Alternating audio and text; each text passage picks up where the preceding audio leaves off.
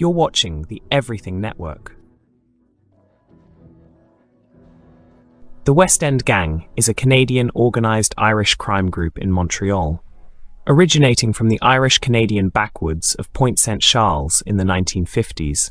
The majority of the gang's earnings were initially derived from truck hijackings, home invasions, protection rackets, extortion, and armed robbery, with its criminal activities focused on, but not restricted to, the west side of Montreal.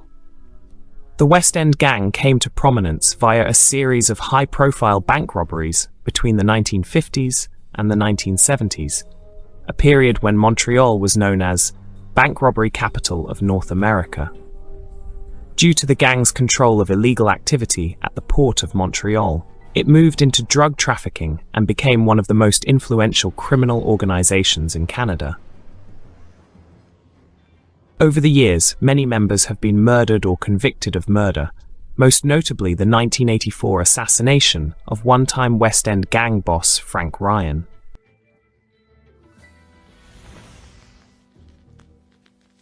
Ryan was born of Irish descent in a poor neighborhood of Montreal. His father, Frank Ryan Sr., abandoned their family when Ryan was 3 years old, leaving his mother, May, to raise him by herself. Ryan's mother called him Junior, which he mispronounced as Dooney, which became his lifelong nickname. Ryan dropped out of school at the age of 16 and led his own teenage gang, who participated in petty crimes such as smash and grabs, garment thefts from trucks, and breaking and entering. His specialty as a teenager was in stealing fur coats from delivery trucks and selling them on the black market. By 1962, he already had dozens of convictions for robbery, possession of stolen goods, and possession of a false driver's license.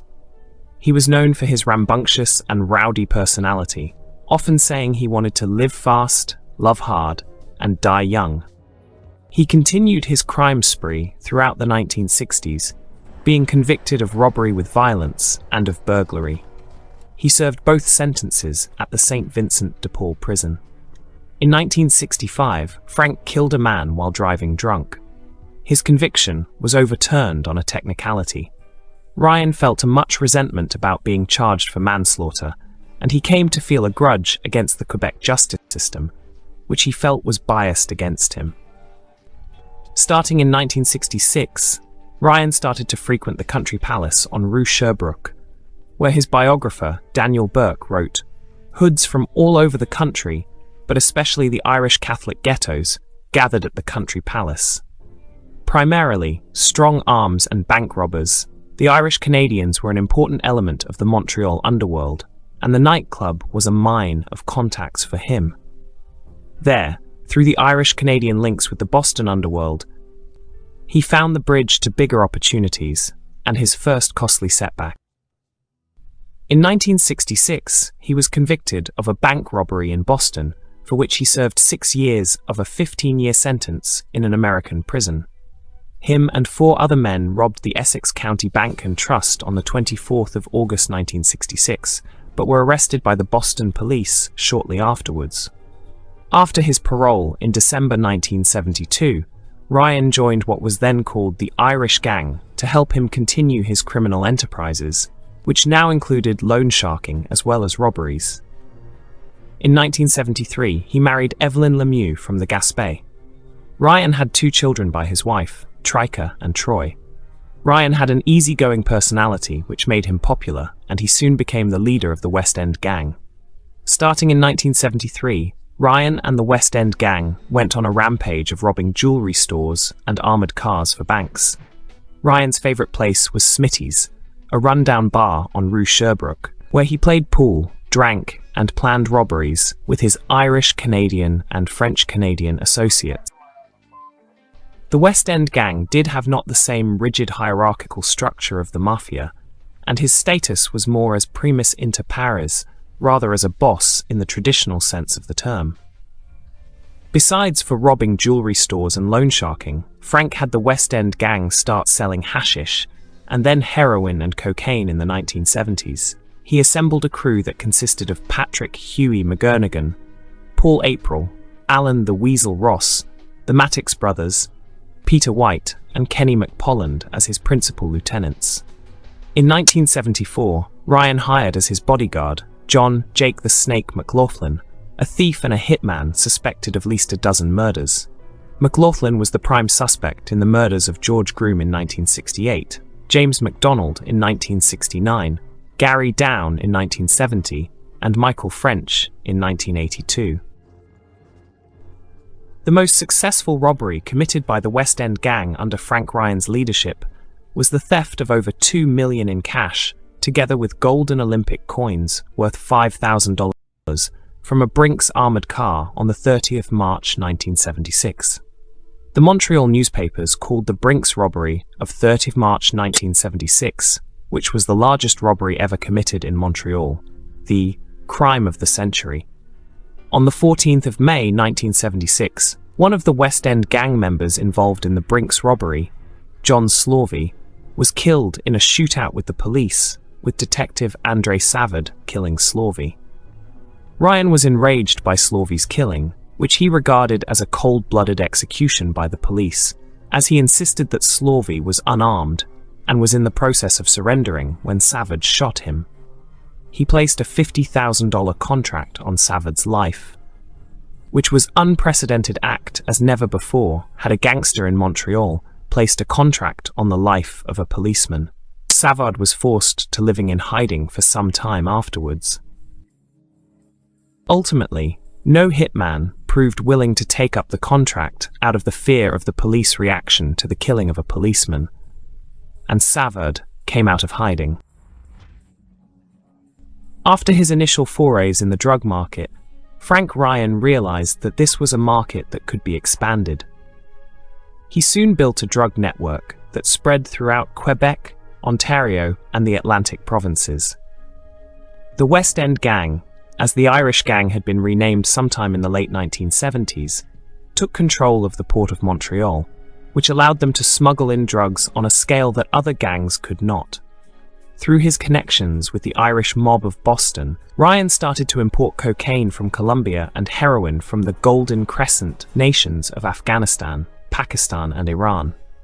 Ryan's point man for the port of Montreal was Gerald Matticks and his brothers. He was content to be a wholesaler who sold drugs to the mafia and the outlaw biker clubs, who in turn sold drugs to the street gangs. He also began to engage in fundraising and gun running for the Irish Republican Army, IRA, both sending and receiving guns from Northern Ireland. Proud of his Irish heritage, Ryan wore a golden claddagh ring on his third finger. He was rumored to be worth $20 million, which was possibly an exaggeration, though he was clearly wealthy. His prized possession was his 36-foot yacht that he sailed on the St. Lawrence River. By the late 1970s, Ryan developed relationships with other criminal organizations in Montreal, including the Hells Angels and Cotroni crime family. Ryan made a deal with Frank Cotroni that the Cotroni family would buy drugs exclusively from the West End Gang. As both of these criminal organizations depended on his steady supply of drugs, he was on the top of the criminal food chain in Quebec. Ryan was known for his contempt for the other criminal organizations, once saying, "Mafia, pafia.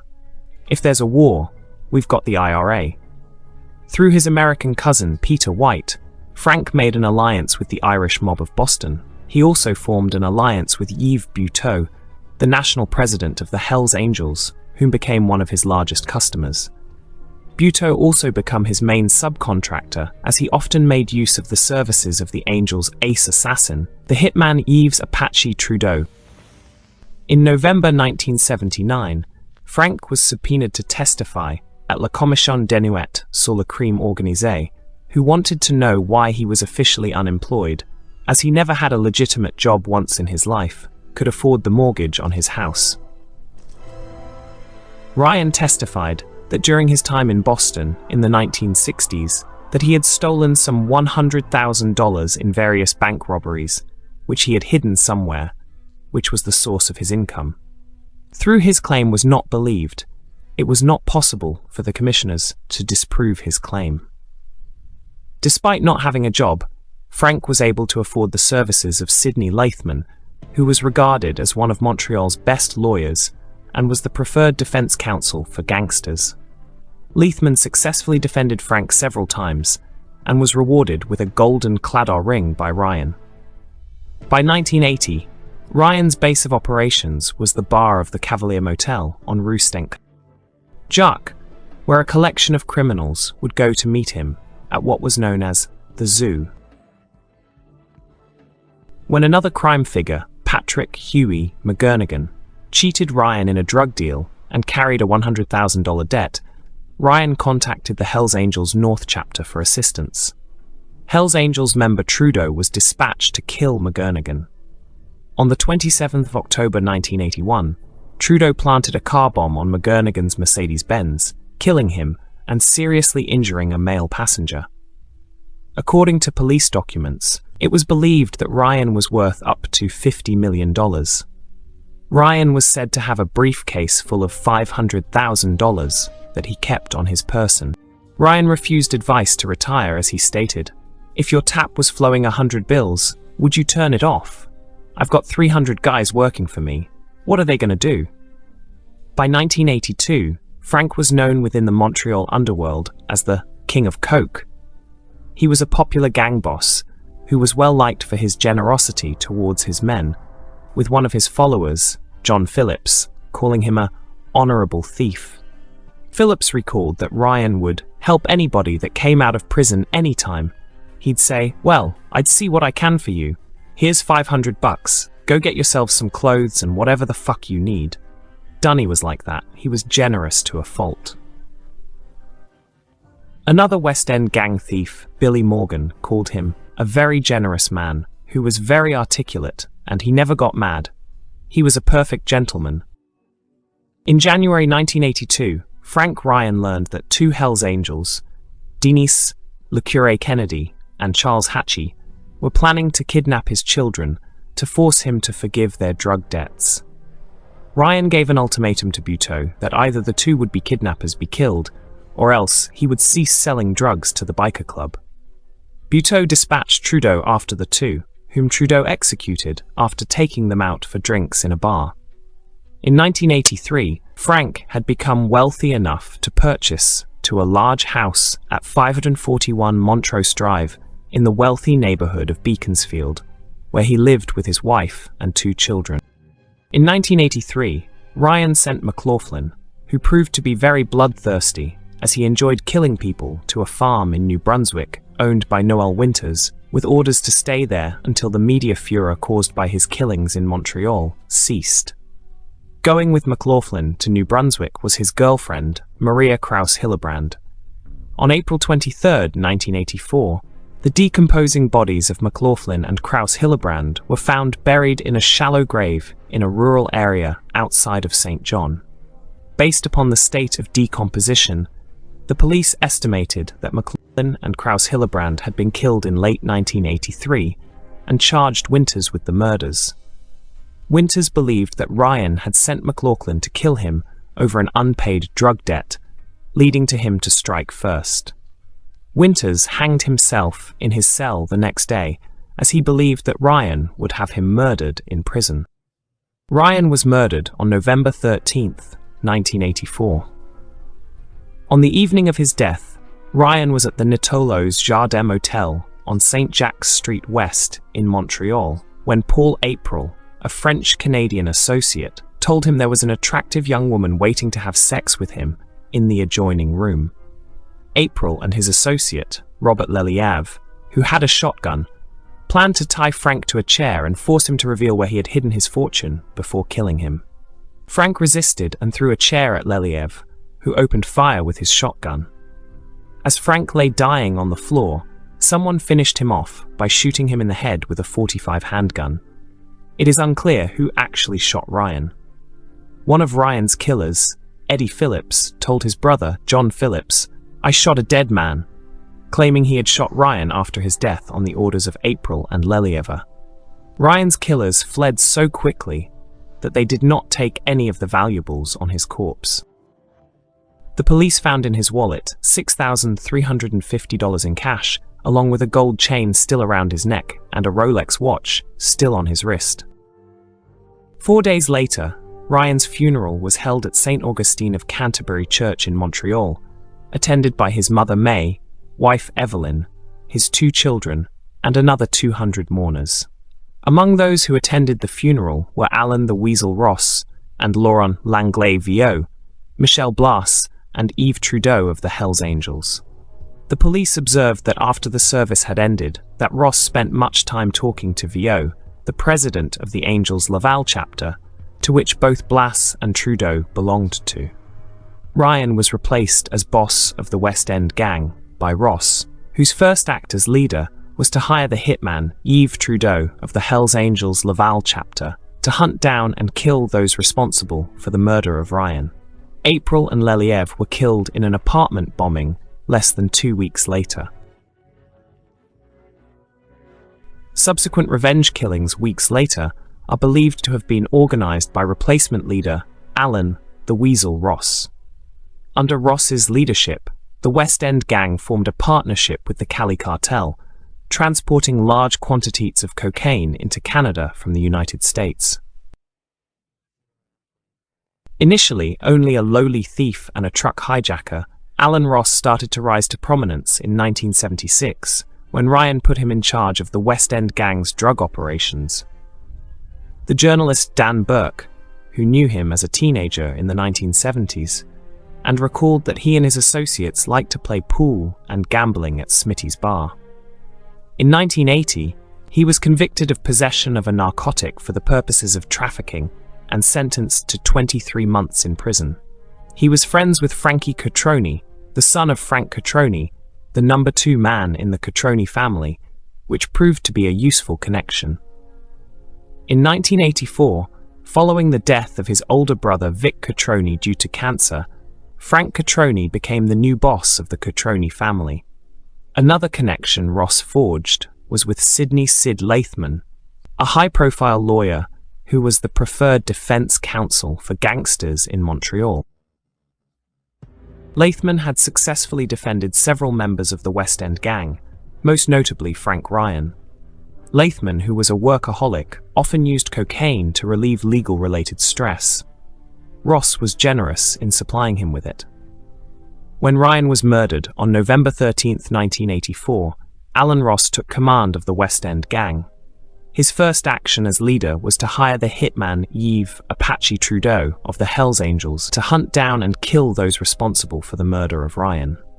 At Ryan's funeral at St. Augustine of Canterbury Catholic Church, the police observed Ross talking to 3 Hells Angels, namely Laurent Langlais Viau, Michel Blas, and Yves Trudeau. Viau was the president of the Angels Laval chapter, to which both Blas and Trudeau were members of, and it is believed that the subject of the conversation was Ross seeking permission from Viau to have Trudeau and Blas hunt down Ryan's killers. The man responsible for Ryan's murder, Paul April, was boasting that with Ryan dead, he was now king of Montreal.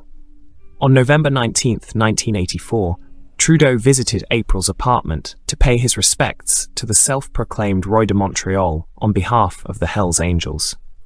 During the visit, Trudeau noticed that April did not have a functioning television, and he promised him that he would bring him one along with a VCR. On November 25, 1984, Trudeau and Blas dropped off a TV, a VCR, and a videotape to the apartment where Ryan's killers, Paul April and Robert Leliev, were hiding. Also in apartment 917 that day were Gilles Paquette, a petty criminal, and Louis Charles, a professional bank robber who had met April while they were in St. Vincent de Paul Penitentiary. After leaving the apartment, Trudeau used a remote control to set off a bomb that he had hidden inside the TV. The explosion killed both April and Leliev, plus the 2 other men in the apartment. The explosion caused by the 15 kilograms of C4 plastic explosive hidden inside the TV was so powerful as to rip apart the bodies of all 4 men to such extent that the police had much difficulty in identifying what remained of the corpses that were spattered around apartment 917. Trudeau later testified, "I showed them the power of the Hells Angels." Trudeau had been promised by Ross that he would pay him $200,000 to kill April, and he had been paid $25,000 in advance. When Trudeau tried to collect the rest of the $200,000 after killing April and Lelièvre, Ross told him he should go collect the money from the Halifax and Sorel chapters of the Hells Angels, who owned the West End gang drug debts, saying he would forgive those debts if those chapters paid the money to Trudeau instead. The president of the Hells Angels Halifax chapter, David Wolfe Carroll, paid Trudeau $98,000. Carroll later learned that the Laval chapter was actually entitled to 1/4 of the money, and that Trudeau had used the extra money to support his cocaine addiction. As the Halifax chapter was much poorer than the Laval chapter, Trudeau's behavior was considered to be especially crass. Trudeau's stealing from the Halifax chapter led directly to the Lennoxville massacre of March 1985. The third man involved in the plot to kill Ryan, Eddie Phillips, was murdered in March 1985 by a West End gang member, David Singer. On March 25, 1985, Phillips was invited to drink with Billy McAllister of the West End gang at the Victoria Station Bar on Rue de Jean Talon in Mount Royal. As Phillips was walking towards the bar in the parking lot, a motorcycle rode up to him, while Singer, who was in the passenger seat, stepped off and shot Phillips 5 times in the back. Singer then jumped back on the motorcycle. The driver of the motorcycle has never been conclusively identified. Singer went to Florida to hide out, but Ross had doubts whether he could handle a police interrogation, leading him to order Singer's murder. Ross had gone into business with John Quitoni, a former New Jersey state trooper. In May 1985, during a visit to Fort Lauderdale, Ross requested that Quitoni work with Alain Strong, a West End gang member. On May 10, 1985, Strong paged Quitoni that he needed a handgun, which Quitoni provided. Later that night, Strong, together with another West End gang member, Raymond Desfosses, murdered Singer. Found inside of the pockets of Singer's pants was a piece of paper with the telephone number for Ross's wife. On the 28th of August 1985, Trudeau, who had turned Crown's evidence after the Lennoxville massacre, testified that it was Ross who had hired him to kill April and Lelièvre in November 1984. Despite Trudeau's testimony, the Canadian authorities took no action against Ross, under the grounds that the word of a hitman was not to be trusted, although that did not stop the authorities from charging Hells Angels on the basis of Trudeau's testimony. Ross lacked the charisma of Ryan and was respected rather than loved by the West End gang. Ross was also considered to be more greedy than Ryan, as Ross would not assist other members of the West End gang facing financial issues with money, as Ryan had frequently done. Ryan had often paid the rent of West End gang members facing eviction, a practice that Ross discontinued. The moniker of Alan the Weasel, or Le Belette as he was known to French Canadians, reflected his weasel-like face and his ability to weasel out of any situation. In the late 1980s, Ross was a successful drug dealer who frequently went to Florida and Aruba to import cocaine, marijuana, and hashish. Forming a partnership with a US-based cell of the Cali cartel, Ross took charge of a drug smuggling network running from Florida to Quebec.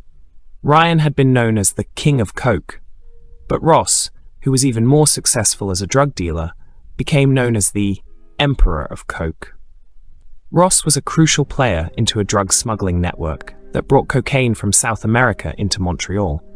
He also imported heroin from the Golden Triangle nations of Thailand, Burma and Laos, and the Golden Crescent nations of Afghanistan, Pakistan, and Iran.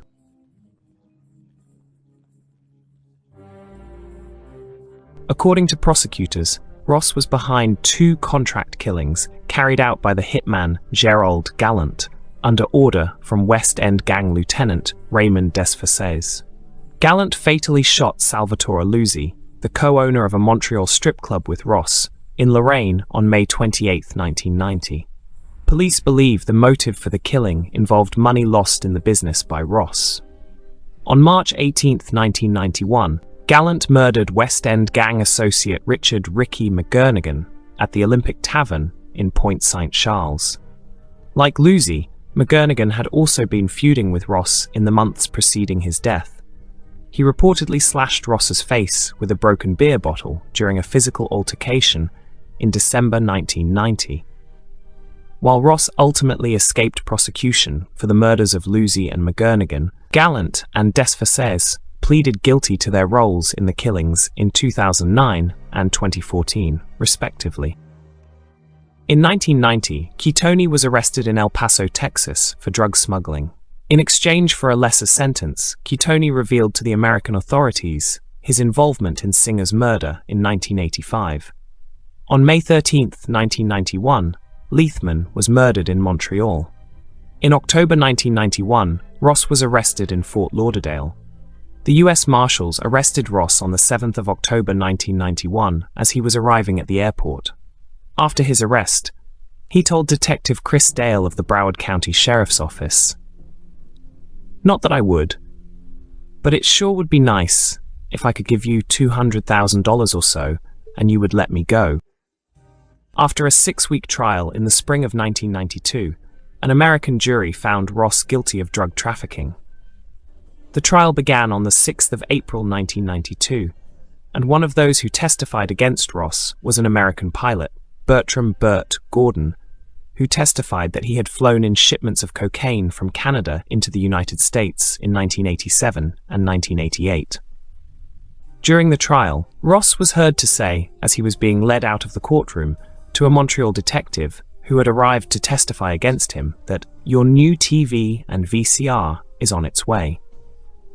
An American court guard who heard the exchange reported it to the judge, who summoned the detective to chambers to discuss what sounded like an offer of a bribe.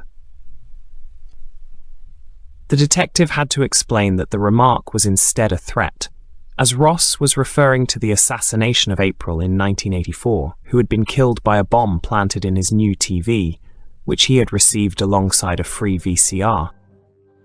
On the 15th of May 1992, a jury in Gainesville found Ross guilty of charges of conspiracy to traffic in at least 10,000 kilograms of cocaine, plus more than 300 tons of marijuana from 1975 to 1989.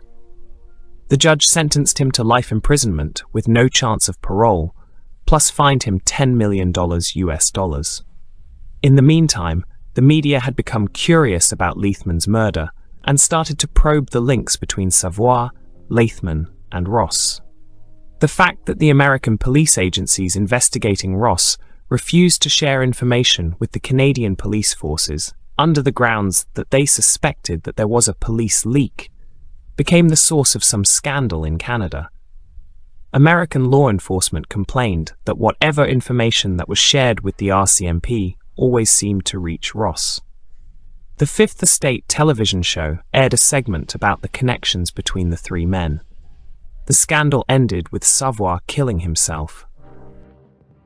In 1993, Alan Ross was convicted of another set of drug charges together with the murder of Singer.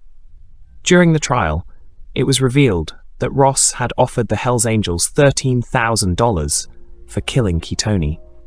On the 29th of October 1993, he was found guilty of first-degree murder. In the 1993 case, the judge sentenced Ross to 30 years in prison, atop of his life sentence. About his conviction, Ross was quoted as saying, "They can ship my body to Florida to start the last 30 years." Ross was replaced as boss of the West End gang by Gerald Matticks.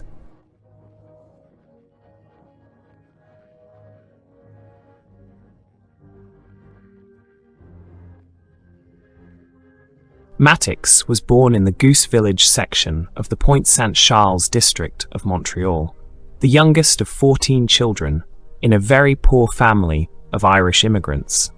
His father worked as a driver of a wagon for the city of Montreal, while his mother was a housewife. He was married at the age of 17 and had fathered 4 children by the time he was 21. By the 1960s, Matticks, together with his brothers John, Fred, Robert and Richard, were leaders of a gang whose forte was hijacking trucks. Billy Morgan, a thief with the West End gang, was a friend of Frederick Matticks, recalled, "I could walk through the Point and Goose Village with no problem, because in those days the clan had to know you." Matticks was first convicted in 1966 and had numerous convictions for theft, breaking and entering, possession of stolen goods, and drunk driving. The Matticks brothers eventually joined the West End gang, led by Frank Ryan. Initially, the Matticks brothers started to sell their stolen goods to Ryan, but ultimately joined his gang. The brothers were alongside Patrick Huey McGurnigan, Paul April, Alan the Weasel Ross, Peter White, and Kenny McPolland. In 1971, Matticks was charged with the attempted murder of a Montreal dockworker who had complained to the police that he and his brothers were stealing from the port of Montreal. It was alleged by the Crown that on the 14th of October 1971, Gerald, along with his brother John Matticks, had kidnapped Alan Seller by dragging him into their car and shot him twice. At his trial, Matticks was acquitted on the 17th of January 1972, when 3 witnesses gave him an alibi, saying they were drinking with him at a local pub. One of the men who gave Matticks an alibi, an officer of the Royal Canadian Mounted Police, RCMP, later joined the West End. In 1973, he was arrested along with his brother Richard on charges of hijacking, theft, and the possession of stolen goods with the Crown, alleging that between September 25, 1973, October 27, 1973, that the Matticks brothers had in their possession several truckloads of frozen meat, alcohol, audio systems, cigarettes, leather goods, clothing, televisions and cosmetics, which they were selling to people whom they met in bars, who were all willing to buy on the cheap items that supposedly fell off the back of a truck. Both Matticks brothers were convicted, but, as usual, were given only light sentences. In 1977, Matticks was found by the police to have some stolen jewelry worth $5,000 in his house, but was acquitted when the Crown was unable to establish that he had stolen the jewelry. In 1979, the Commission accused Jerry, Richard, and Frederick Matticks of being the most aggressive and prolific truck hijackers in Montreal between 1972 and 1979. The 3 brothers were subpoenaed to appear before the Royal Commission, where they denied all of the allegations. On the 12th of November 1979, Matticks, together with his 2 brothers, Ryan, Fred Griffith, and Andre Sappi, Martin, were indicated on charges of perjury for their testimony at the SECO, together with 158 counts of theft and possession of stolen goods. In December 1981, the accused were acquitted on all charges. In 1981, Matticks was again acquitted of charges of hijacking a truck in 1973. In 1984, he became president of the Cooper and Checkers Union at the Port of Montreal. On the 15th of November 1988, Matticks, along with his brother Richard and Normand Beauregard, were arrested while unloading a hijacked truck full of imported clothing worth $150,000. The case was hindered by the murder of the lawyer for the accused, Sidney Lathman, on the 13th of May 1991, and ended on June 8, 1992, with the accused all making plea bargains with the Crown. In exchange for a guilty plea, the accused was sentenced to 90 days in prison over the course of 45 weekends and pay a $10,000 fine. Increasingly prosperous, Matticks began investing in legitimate businesses and became the owner of a trucking firm, a cattle farm, and a beef wholesaling company. He relocated with his family to a rural 9-building estate outside of the city near La Prairie. In the south end of Montreal, he became celebrated for dressing up as Santa Claus every Christmas to hand out free food to the poor. Matticks, in particular, was known for handing out frozen chickens and turkeys for Christmas and Thanksgiving, which he seemed to possess an endless supply of. At the annual St. Patrick's Day parade, Matticks would ride in a float and threw out dollars to the crowds, adding to his popularity with the people of Montreal. A devout Catholic, his parish priest, Father Mark Mignot, has praised him for his generosity, saying that Matticks paid to have the leaking roof of his church repaired for free.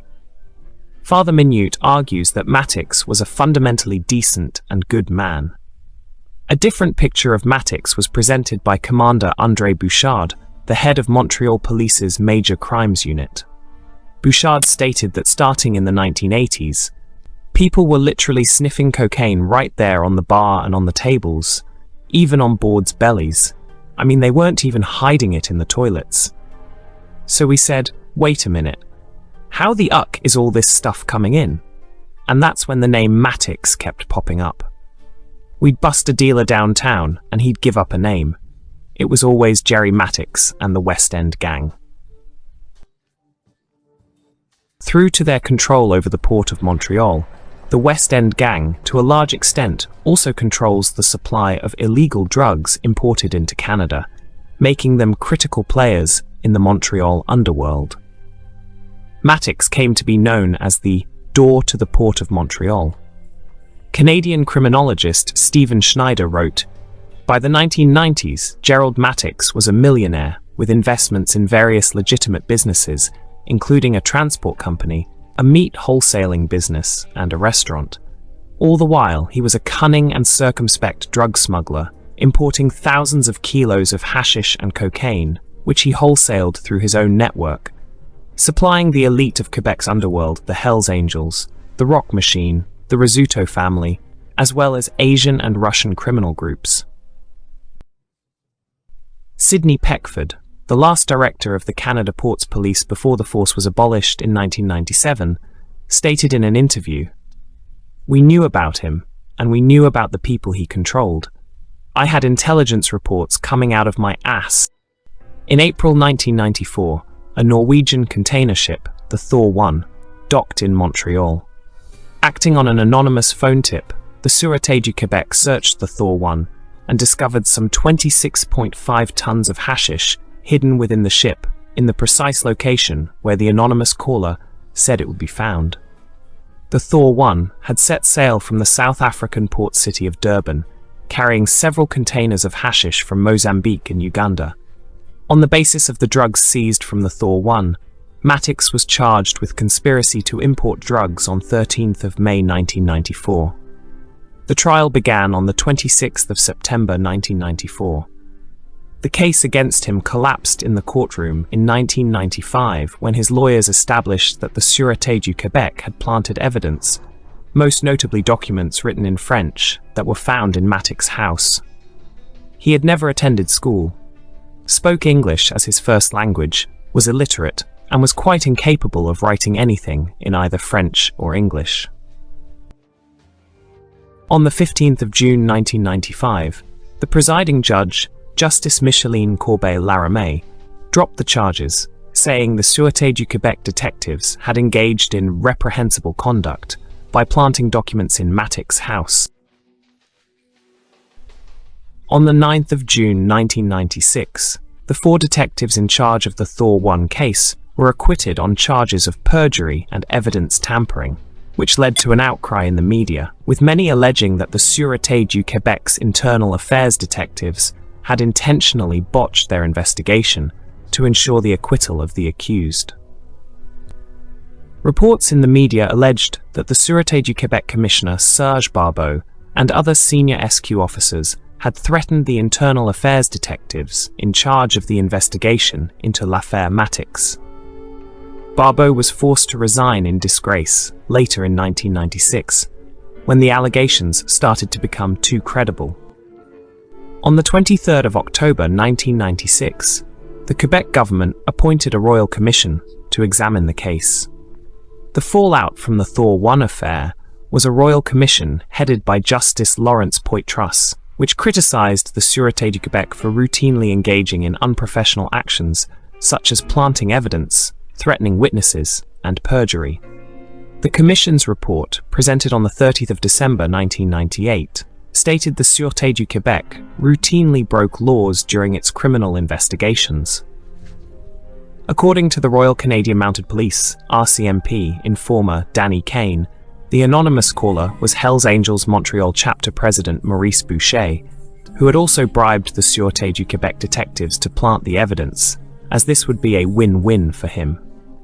If Matticks was convicted, he would eliminate a potential rival, or if Matticks' lawyers exposed the planted evidence, the resulting backlash would bring disgrace and discredit upon the Sûreté du Québec. The scandal, known as l'affaire Matticks, did much damage to the reputation of the Sûreté du Québec. Matticks controls the hiring of checkers at the Port of Montreal, whose task is to oversee the loading and unloading of containers from the ships that dock at Montreal. Matticks' eldest son, Donald, worked as a checker at the port for 15 years, from 1987 to 2002. Donald Matticks later testified that during his time as a checker, that his real job was to ensure that the containers holding drugs were never inspected. Kevin McGarr, an Irish-Canadian detective with the Service de Police de la Ville de Montréal, stated in an interview, "I know a lot of people who work on the waterfront. Most of them got their jobs from Matticks. He had a stranglehold on the checkers." McGarr further stated, "There's a bit of Robin Hood in him. It was a legend down in the Point. If a truck of hams went missing, you'd be sure everyone in the Point was having hams that week.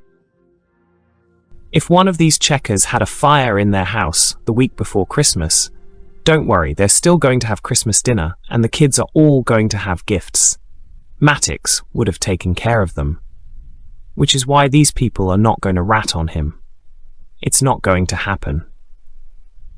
The Port of Montreal is the world's largest inland port, where 90% of all goods destined for Quebec and Ontario are unloaded off container ships. In addition, many goods are offloaded in Montreal for Lakers, ships that sail the Great Lakes, that sail down the St. Lawrence Seaway to the American Great Lakes port cities, such as Chicago, Detroit, Cleveland, Toledo, Buffalo, Milwaukee, and Duluth. Likewise, goods are offloaded at the Port of Montreal from the Lakers to the Salties, ships that sail the oceans.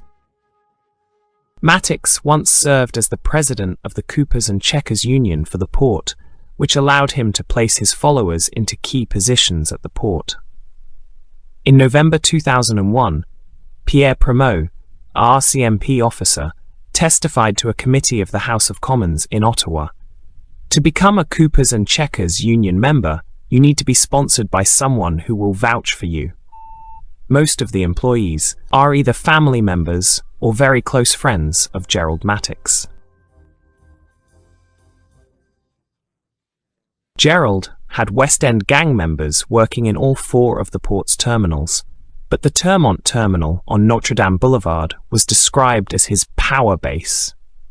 To smuggle drugs into the port, he only needed the control of the checkers who knew the serial numbers of the containers being offloaded and workers who knew the shipping plans.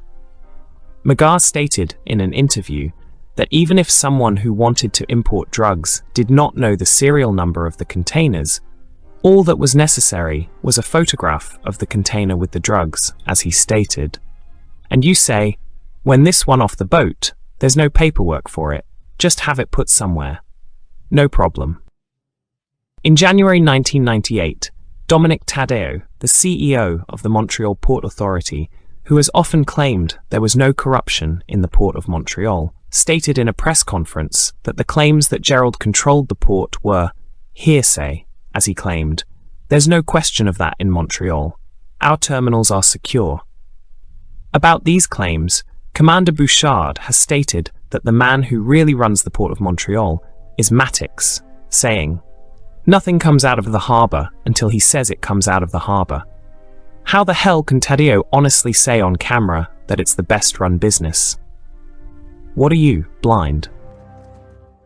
The Liberal Senator Colin Kenny led a Senate committee to Montreal and stated the Port of Montreal resembled the Port of New York as depicted in the 1954 film On the Waterfront. As he recalled, "We were looking at each other, wondering when Carl Malden was going to appear. It shocked the hell out of us."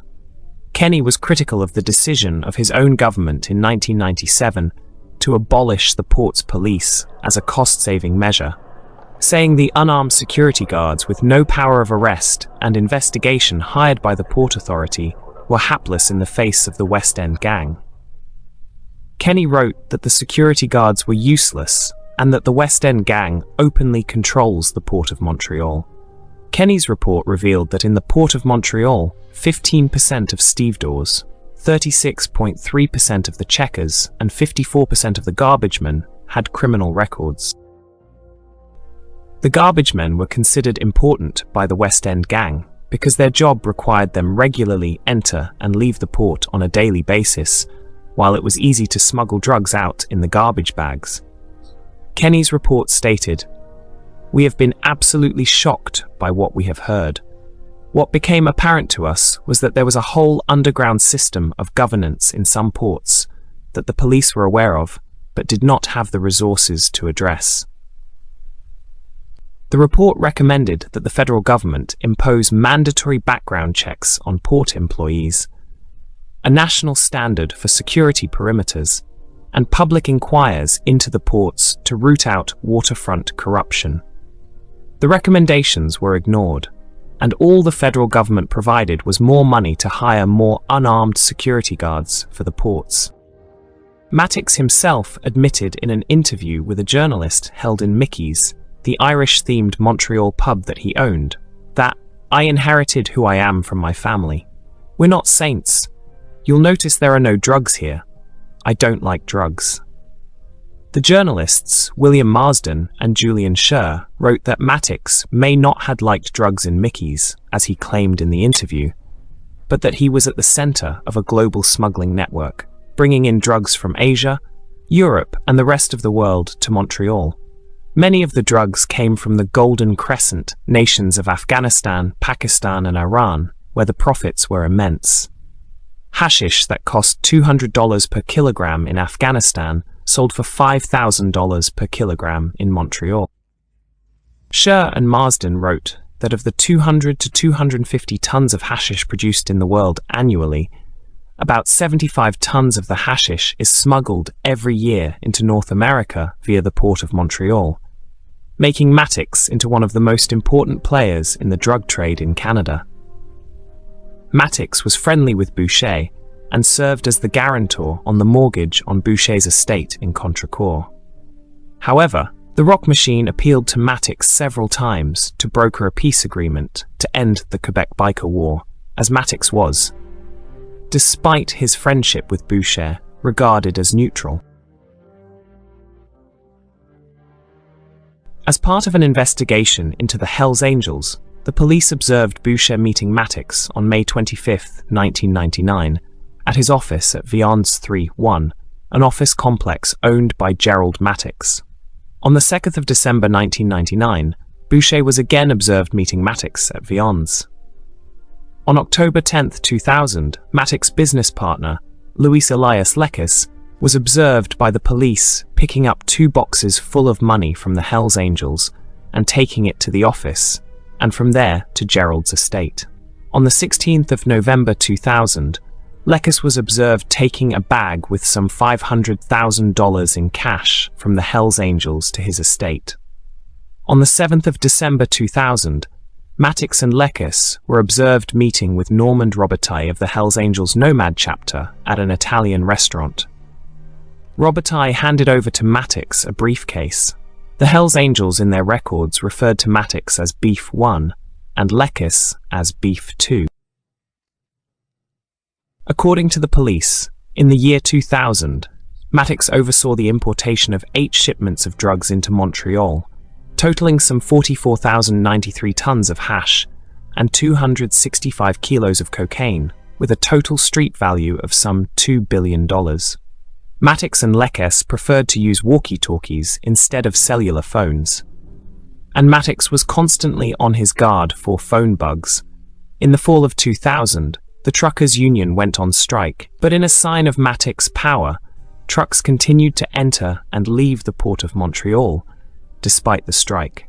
One truck that left the port, supposedly full of Belgian chocolates, was stopped by the police and found to contain a ton of hash. On the 28th of March 2001, Matticks was arrested as part of Operation Springtime, a crackdown aimed at the Hells Angels, but which also embraced him. As part of Operation Springtime, the police seized the records of the Hells Angels, which showed that Matticks was one of their main suppliers of drugs. At the time of Operation Springtime, the Hells Angels owned Matticks some $7 million, accordingly to the records seized by the police. In Matticks' office at Viandas 3-1, the police found a refrigerator with a note tag reading Mom, Boucher's nickname, and Guy, together with 2 phone numbers. One number was for the cell phone number for Guy LePage, a former policeman turned chauffeur for Boucher, while another was for a pager registered in LePage's name. In Matticks' house, the police found some $6,200 in US cash and $41,000 in Canadian cash. After the arrests, Lekas tried to commit suicide on the 16th of July 2001 by trying to hang himself in his jail cell. On the next day, as Lekas recovered, he decided to turn Crown's evidence in exchange for a lesser sentence. According to Lekas, the West End gang controlled the port of Montreal, which Matticks used for drug smuggling, selling drugs to the Rizzuto family, the Hells Angels, and the Rock Machine. Lekas testified that he started working for Matticks in 1995 in his meat processing plant. Soon after, Lekas was involved in stealing a shipment of Tommy Hilfiger clothing from Asia for Matticks at the port of Montreal, and he also became involved in stealing chickens intended for Europe. Having gained his trust, Lekas testified that he was sent to Colombia to make contact with the Cali cartel.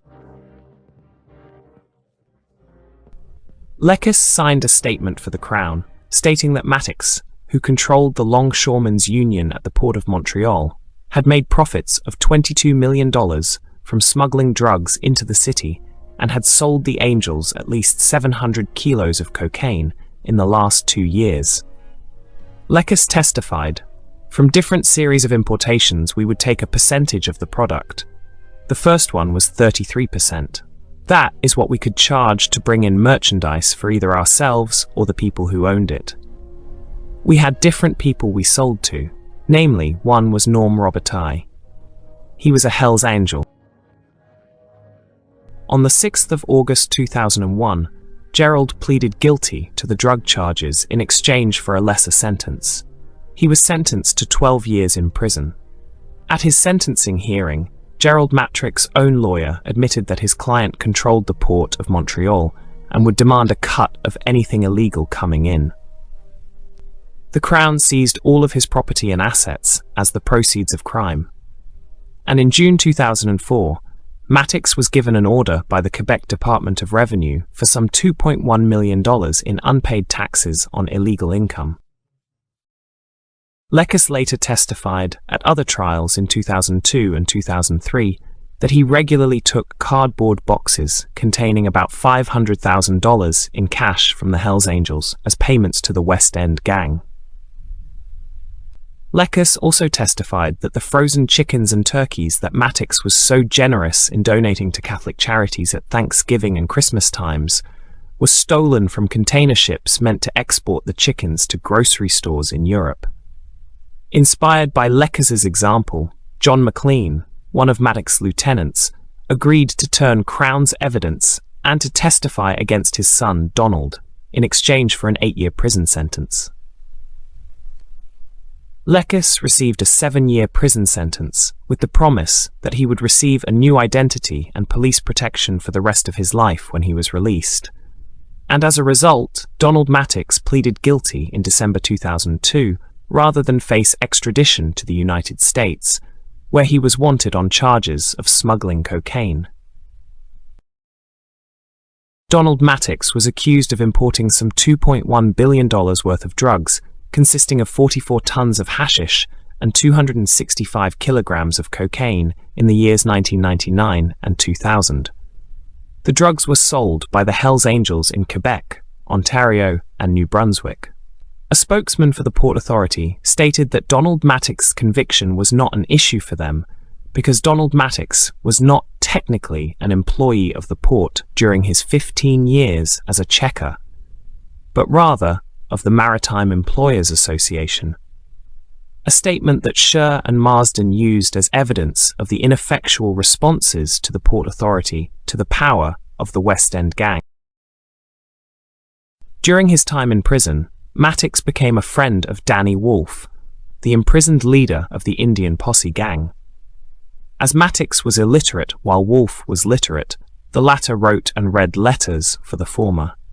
Wolfe, in a letter to his brother Richard, wrote, "Running the fucking shit, yet he couldn't read or write." When Wolfe asked him as to why he was illiterate, he received the reply that his family was so poor that he had to work as a child rather than attend school. Matticks served as a mentor for Wolfe, recounting his youth in a working-class Montreal neighborhood, and recalled how the West End gang fought off the attempts by the mafia to take over the port of Montreal.